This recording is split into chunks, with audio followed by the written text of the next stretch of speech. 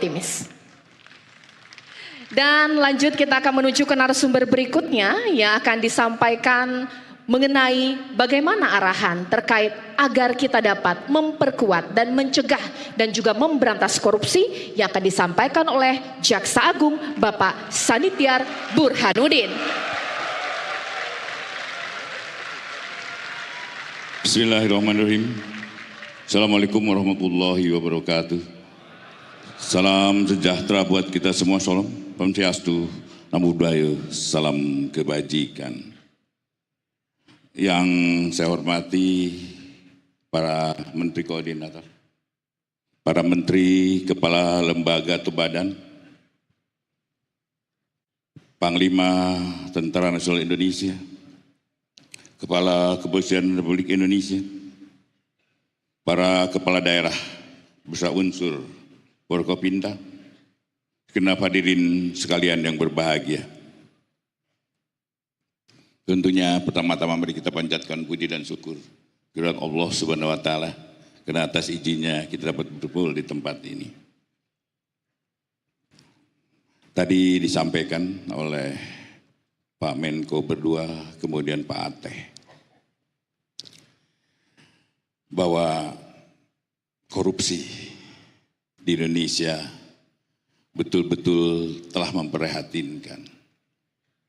Bahkan setiap saat, setiap waktu, Bapak Presiden selalu menyampaikan bahwa kebocoran yang terjadi adalah hampir bahkan lebih dari 30% dari anggaran. Bahkan Pak Kepala BPK barusan yang tertib betul-betul sesuai dengan ketentuan yang berlaku hanya 9%. Artinya yang 91% masih insya Allah. Dan itu adalah saya harapkan dengan teman semua. Yang apa yang disampaikan oleh Pak Ateh, tolong tindak lanjuti, benahi, dan tentunya pembenahan. Kami di Kejaksaan punya unsur yang bisa membantu teman-teman, baik itu berupa pendampingan, baik itu legal audit, dan banyak hal-hal yang bisa kami berikan pendampingan untuk teman-teman di pemerintah daerah. Kemudian Presiden dengan fokusnya kepada pemberantas korupsi di dalam Astacita,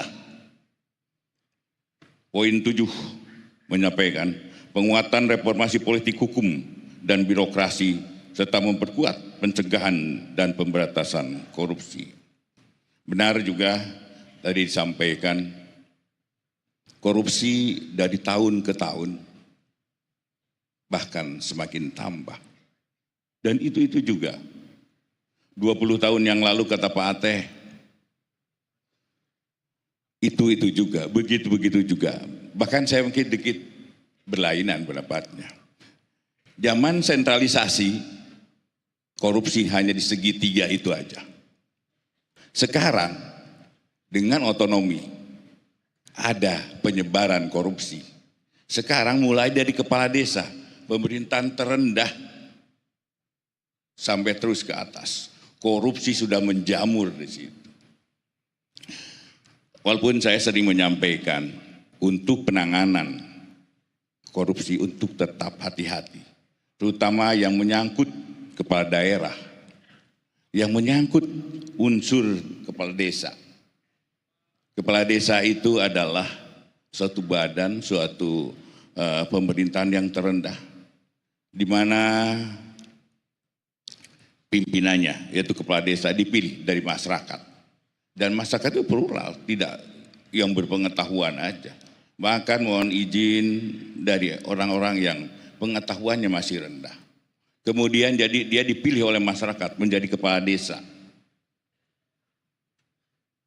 Kepala desa kemudian yang tadinya tidak pernah mengelola keuangan, tiba-tiba diberi kesempatan untuk mengelola keuangan sekitar 1 sampai 2 miliar dalam setahun. Ini adalah tugas berat bagi mereka karena mereka harus mempertanggungjawabkan ya sistem keuangan pemerintah. Inilah menyebabkan kebocoran-kebocoran itu terjadi karena dia tidak mengerti apa yang harus dia lakukan setelah menerima uang itu. Dan itu yang saya sampaikan pada para jaksa di daerah untuk hati-hati menanganinya. Dan tentunya saya juga ingin menyampaikan pada teman-teman semua bahwa pada korupsi ini tolong untuk para kajati lakukan penindakan dan setelah penindakan berikan mereka perbaikan sistemnya. Karena juga sampai dari tahun ke tahun korupsi yang terjadi adalah tetap itu aja.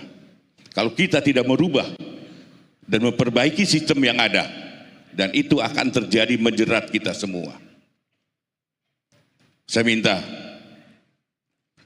para kajari, setelah kalian melakukan pemberkasan, kalian melakukan persidangan, setelah keputusan, lakukan koordinasi dengan pemerintah daerah setempat, lakukan perbaikan sistemnya, dan sistem-sistem itu jangan sampai terulang.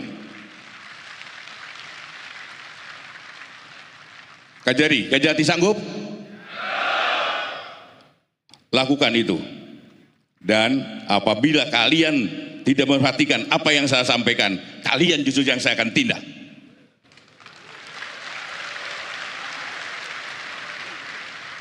Kemudian juga ingin kesadaran teman-teman kita semua, terutama teman-teman di daerah, bahwa kami bukan mencari kesalahan-kesalahan sehingga teman-teman di daerah menjadi objek kami. Kami tidak menginginkan itu. Tapi yang kami inginkan adalah mari cintai negeri ini, kita rawat negeri ini. Dan tentunya karena penilaian dunia terhadap korupsi di Indonesia adalah sangat rendah. Dan untuk itu bahkan kita masuk ke wilayah negara yang paling korup.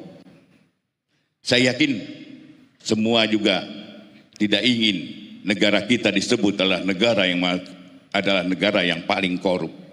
Saya yakin kita masih punya harga diri. Dan dari mana kita memulai pemberantasan korupsi? Pemberantasan korupsi kita jangan berteori, tapi mulai dari kita diri sendiri.